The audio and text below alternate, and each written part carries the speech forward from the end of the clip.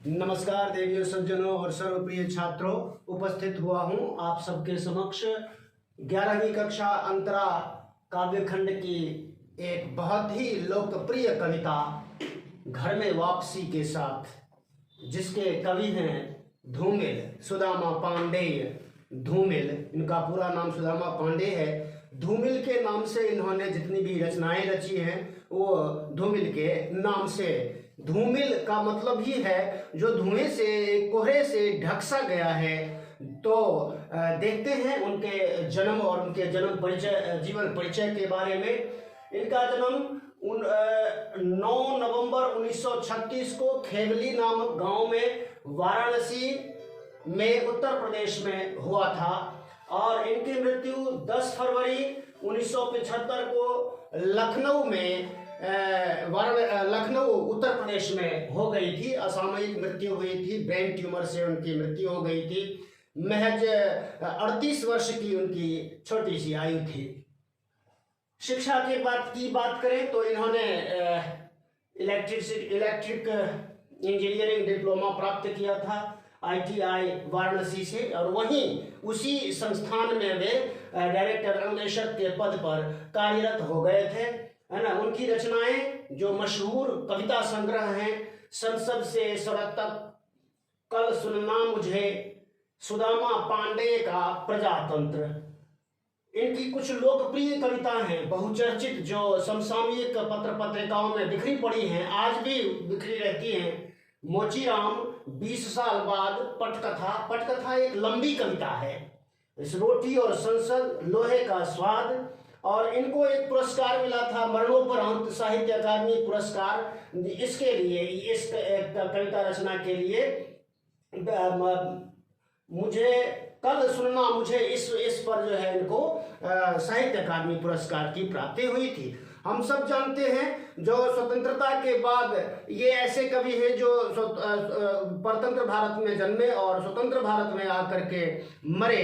तो जो स्वतंत्रता के बाद, खास करके 1960 के दशक के बाद जो राजनीतिक मोह भंग हुआ, समाज में जो धन का वर्चस्व, पद प्रतिष्ठा का वर्चस्व हुआ, व्यवस्था जो अपने लिए सब कुछ अनुकूल बना लेती है, इसके प्रति जो आक्रोश है वो इनकी कविताओं में झलकता है वह आक्रोश।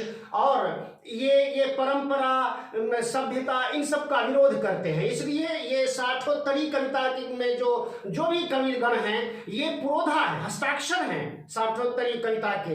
इनको प्रयोगवादी या प्रगतिवादी कवि भी कह सकते हैं और अकवि भी कहते हैं कई लोग, जो है ना, कविता के जन्मदाता के रूप में ना ये साठोत्तरी कविताओं को माना जाता है, जो कि अपने आप में व्यवस्था के खिलाफ है ना, और जन सामान्य के समर्थन में हमेशा खड़ा रहता है। ऐसे कवि हैं सुदामा पांडेय धूमिल। देखते हैं यहाँ पर उनके जीवन के संबंध में और उनके काव्य शैली और उनके संबंध में अगर बातें करें तो लंबी बात हो सकती है, एक स्वतंत्र रचना रची जा सकती है, लेकिन हम यहाँ केवल और केवल इस कविता पर फोकस करेंगे जो हमारा आज का वर्ण्य विषय है। देखते हैं संदर्भ प्रसंग। कवि धूमिल, इनका पूरा नाम सुदामा पांडेय है। धूमिल इनका साहित्यिक नाम है। कविता घर में वापसी। इस कविता में इन्होंने गरीबी से जूझते परिवार की व्यथा कथा कही है ना, जो गरीबी के बोझ के तले डूबा हुआ परिवार है। इसका केंद्रीय भाव भी वही है, ये गरीबी और अभावों के बीच, है ना, बोझ तले कराहते परिवार की कहानी। गरीबी की दीवार रिश्तों की गर्माहट में बाधक हो रही है। स्नेहिल पारिवारिक वातावरण की शुभ इच्छा व्यक्त की है इन्होंने। तो ये यहाँ पर इन्होंने घर में वापसी, घर जब बनाया जाता है सुरक्षा के माहौल में, और स्नेह और आपसी प्रेम भाव का जो वातावरण होता है, वही वास्तव में घर एक मकान थोड़ा ना होता है। घर होता है परिवार से, परिवार के सदस्यों से। उन सदस्यों के बीच अगर संवादहीनता आ जाए तो ऐसा नहीं है। कवि के परिवार में 5 सदस्य हैं, 5 सदस्यों में बहुत आत्मविश्वास है, बहुत प्रेम है, लेकिन इन सब के ऊपर जो गरीबी है, वो गरीबी की दीवार बहुत बड़ी दीवार है। इसलिए अभावों से जूझते हुए वो केवल और केवल आंखों से ही एक दूसरे के मनोभावों को समझते हैं, सुख दुख को या हर्ष विषाद को महसूस करते हैं, लेकिन वार्तालाप का, बातचीत का निहायत अभाव हो गया है। संवादहीनता की जो एक मोटी परत जमी हुई है परिवार में, उसको तोड़ने के लिए, उस ताले को खोलने के लिए चाबी नहीं मिल रही है। चाबी की तलाश है कवि को, धूमिल को। देखते हैं इसकी व्याख्या क्या कहते हैं कवि, और पूरी प्रतीकात्मक और लाक्षणिकता के साथ कहते हैं, मुहावरेदार धारदार भाषा का प्रयोग करते हैं। और कविता इसलिए कहते हैं क्योंकि ये बिल्कुल बिना लाग लपेट के अपनी बात बिल्कुल सपाट लहजे में, मुहावरेदार ढंग से लेकिन व्यंग्यात्मक शैली में कहते हैं। इसके लिए ये जाने जाते हैं। मेरे घर में 5 जोड़ी आंखें हैं। इसका मतलब है, घर में 5 जोड़ी आंखों का मतलब है कि 5 सदस्य हैं। मेरे घर में 5 जोड़ी आंखें हैं। सबकी आंखों का अलग अलग वर्णन कर रहे हैं। मां की आंखें पड़ाव से पहले ही तीर्थ यात्रा की बस के 2 पंचर पहिए हैं। जैसे तीर्थ यात्रा पर निकले हुए बस के पहिए अगर पंक्चर हो जाएं, फट जाएं, तो आगे की यात्रा संभव नहीं है। माँ की आंखें अंधी हैं, माँ अंधी हो चुकी है और वो जीवन के इस चरण पर आकर के, आखिरी पड़ाव पर आकर के अंधी हो गई हैं। इसके दुख से वो बहुत दुखी हैं। और पिता की आंखें लोह साई की ठंडी सलाखें हैं। सलाखें जो छड़े होती हैं गर्म। बेटी की आंखें मंदिर में दीवट पर जलते घी के 2 दिए हैं। पिता की आंखें संभव लोह साई की ठंडी सलाखें कहने का एक अभिप्राय ये है, प्रतीकार्थ है सारे के सारे। यहाँ 5 जोड़ी आंखें पूरे परिवार के सदस्यों का प्रतीक है ना। और माँ की आंखें टायर के 2 पंक्चर पहिए से उसको उस प्रतीक से उसको संबोधित करना वो दिखाता है कि उनकी माँ अंधी हो गई हैं।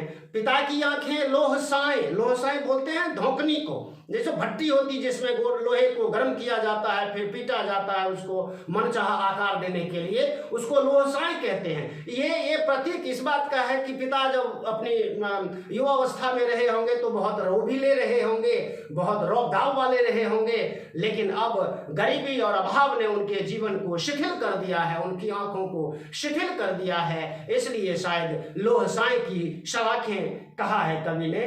और बेटी की आंखों को उन्होंने जलते हुए मंदिर के दीवट पर, दरवाजे पर 2 दिए, घी के दिए जलते के समान बताया है। जहां उम्मीद है, यहाँ बेटी की आंखें पिता की आंखों से मिलती हैं। एक उम्मीद, एक आकांक्षा बसती है उन आंखों में, और उसको देख करके, उसकी आंखों को देख करके सारे विषाद कभी भूल जाता है। पत्नी की आंखें नहीं हैं, हाथ हैं जो मुझे थामे हुए हैं। और इतने दुख और अभाव के बीच पत्नी की आंखों में हमेशा उनके प्रति विश्वास भरा होता है, हमेशा एक साथ भरा होता है, एक साथ देने का जज्बा भरा होता है। इसलिए उन आंखों को कवि ने हाथ का कहा है, जो हमेशा थामे रहती है, उसको हमेशा उसके साथ खड़ी रहती है और उसके अभावों में भी कभी प्यार और स्नेह कम नहीं होने देना चाहती। यही पत्नी की आंखों के बारे में कवि की कल्पना है। वैसे हम स्वजन हैं। देखिए, ये बहुत इंपॉर्टेंट स्टेंजा है परीक्षा में व्याख्या की दृष्टि से। वैसे हम स्वजन हैं। स्वजन बोलते हैं अपने परिवार के बिल्कुल अपने लोग, फैमिली मेंबर्स, करीब हैं। बिल्कुल ऐसा नहीं है कि परिवार में बिल्कुल बिखराव है, बहुत स्नेह है, लेकिन वो स्नेह ऐसा हो गया है जहां गरीबी दीवार बनकर खड़ी हो गई है। अभाव इतना हो गया है कि एक दूसरे से चाह करके भी बातचीत नहीं होती। करीब है इसलिए बीच की दीवार के दोनों ओर, बीच में जो दीवार है गरीबी की दीवार है, अभाव की दीवार है, क्योंकि हम पेशेवर गरीब हैं। कभी कहता है कि हमारा परिवार जन्मजात गरीब है, बहुत पहले से गरीब है। रिश्ते हैं लेकिन खुलते नहीं हैं। प्यार है, रिश्ते नाते हैं, लेकिन एक दूसरे से बातचीत नहीं हो पाती है ना, केवल आंखों के इशारों से एक दूसरे को समझते हैं, दुख सुख को समझते हैं, भावनाएं प्रकट नहीं हो पाती है। ये भी एक गरीबी के कारण हो रहा है। और हम अपने खून में इतना भी लोहा नहीं पाते। खून में लोहा होने का मतलब ये भी एक प्रतीक है, ताकत है, ताकत का प्रतीक है। इतनी गर्माहट, इतनी ताकत नहीं बची है परिवार के जीवन में कि हम उससे एक ताली बनवाते और भाषा के भुन्नासी ताले को खोलते, है ना। भाषा जो संवादहीनता जो हो गई है परिवार में, जिसके कारण एक दूसरे के दुख दर्द को बांट नहीं पा रहे हैं, ऐसी जो जटिल जर्जर ताला है, उस ताले को खोलने के लिए भाषा की जरूरत है, जो भाषा नहीं मिल रही है। रिश्तों को सोचते हुए आपस में प्यार से बोलते, कहते कि ये पिता है, यह प्यारी माँ है, यह मेरी बेटी है। पत्नी को थोड़ा अलग करते, तू मेरी हमसफर है। हम थोड़ा जोखिम उठाते, दीवार पर हाथ रखते और कहते यह मेरा घर है, यह मेरा घर है। अंत में अंतिम पंक्तियों में कवि ने एक ऐसे परिवार की आकांक्षा व्यक्त की है, आशा व्यक्त की है, जहां प्यार हो, स्नेह हो, मधुर संबंध हो, संवादमयता हो, बातचीत हो, एक दूसरे की भावनाओं को समझने की शक्ति हो, सामर्थ्य हो, और किसी प्रकार का अभाव न हो। एटलीस्ट भोजन, पानी और जो दैनिक जीवन जीने का जो सामान है, उस सामान का अभाव न हो। ऐसे परिवार की कल्पना कवि करता है, कहते हैं और प्यार से कहते हैं कि ये मेरे पिताजी हैं, ये मेरी प्यारी माँ है, ये बेटी है, ये बेटा, ये परिवार में। लेकिन दोस्तों, भाइयों, बहनों, देवियों, सज्जनों, यहां तो गरीबी के मारे संवादहीनता है, लेकिन आज अमीरियत की इस दुनिया में परिवारों में जो संवादहीनता है, एक दूसरे से मिलना तो बात करना तो दूर, मिलने तक की फुर्सत नहीं है आज लोगों में। जिधर देखो, जिस परिवार में चले जाओ, देखिए आप बड़े बड़े परिवारों में आर्थिक रूप से इतनी संपन्नता है, अभाव नाम का कोई कुछ कहीं नहीं है, फिर भी संवादहीनता है, फिर भी रूखापन है। रिश्तों और नातों में वो गर्माहट नहीं, वह गर्मजोशी नहीं जिसकी कवि कल्पना करता है। अभाव एक बात है, लेकिन अभाव का ना होना, फिर भी संवादहीनता होना एक दूसरी प्रकार की गरीबी है, मानसिक गरीबी है, जो आजकल सर्वत्र व्याप्त है। यह प्यारी माँ है। और हाँ, सभी रिश्तों से पत्नी को थोड़ा सा अलग करते, क्योंकि वो हमसफर है, जीवन संगनी है, जीवन साथी है। और हम हाथ उठाने, एक दूसरे गरीबी की दीवार को बिल्कुल हटा करके हम ये कह सकते कि ये मेरा घर है, ये मेरा घर है। क्योंकि घर में अभाव हो, गरीबी हो, तो घर में प्यार, मोहब्बत सब कुछ खत्म सा हो जाता है, संवादहीनता व्याप्त हो जाती है। यही इस कविता का संदेश है कि जहां, इसीलिए कहा श्रेयो निधनम न निर्धनता। संस्कृत में एक सूक्ति है बहुत मशहूर कि मरना बेहतर, लेकिन निर्धन रहना बहुत ही बुरी बात है। गरीबी अपने आप में एक अभिशाप है, अपने आप में एक बहुत बड़ा दुख दर्द है। इससे बड़ा दुख दर्द और कोई हो ही नहीं सकता।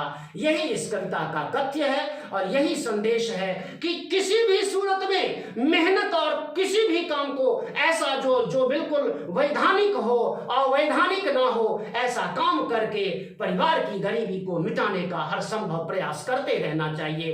इसमें व्यवस्था हमारा साथ देती नहीं है। व्यवस्था में तो सारे जितने क्षेत्र हैं, जितने भी वीक पॉइंट्स हैं, वो उन सबको ढकने के लिए व्यवस्था में भी व्यवस्था है। इसलिए जो व्यवस्था है वो आम लोगों के लिए नहीं है, आम लोगों के दुख दर्द से व्यवस्था को कुछ लेना देना नहीं है। यह भी इस कविता में वर्णित किया गया है। और इस व्याख्या से हम समझते हैं आप सबको, सभी विद्यार्थियों को व्याख्या करने में, उसके प्रश्नों के उत्तर लिखने में बड़ी आसानी होगी, है ना। देखते हैं व्याख्या के बाद काव्य तत्सम तद्भव प्रधान खड़ी बोली है और भदेशपन, इनकी भाषा में बिल्कुल गवई भाषा है ना, बिल्कुल गवरू टाइप की भाषा है, जहां पर वो कुछ भी बोलने से शर्माते नहीं हैं, परहेज नहीं करते हैं, स्वाभाविक लच्छेदार लाक्षणिक भाषा का प्रयोग करते हैं। प्रतीकात्मक शैली है इनकी, लाक्षणिकता इनकी कविताओं का बिल्कुल प्राण है। और मुहावरेदार धारदार भाषा है ना, व्यंग्य विधान तो ऐसा करते हैं कि प्रतीक जैसे ही प्रतीक अपने आप में व्यंग्य हो ही जाता है। 1960 के बाद के मोहभंग की प्रभावशाली अभिव्यक्ति है इनकी कविताओं में, और इस घर वापसी की इस कविता में भी। और देखते हैं अलंकार, प्रतीक अलंकार पूरी कविता में है, अनुप्रास अलंकार है ना, शब्द शक्ति, लक्षणा शब्द शक्ति मौजूद है, ओज गुण संपन्न यह पूरी कविता है। तो आप सबको बहुत आसानी होगी। धन्यवाद। जिन्होंने अभी तक चैनल को सब्सक्राइब नहीं किया है प्लीज सब्सक्राइब कर दीजिए, लाइक शेयर कमेंट कर दीजिए। Thank you for watching. जय हिंद, जय भारत, जय भारती, नमस्कार।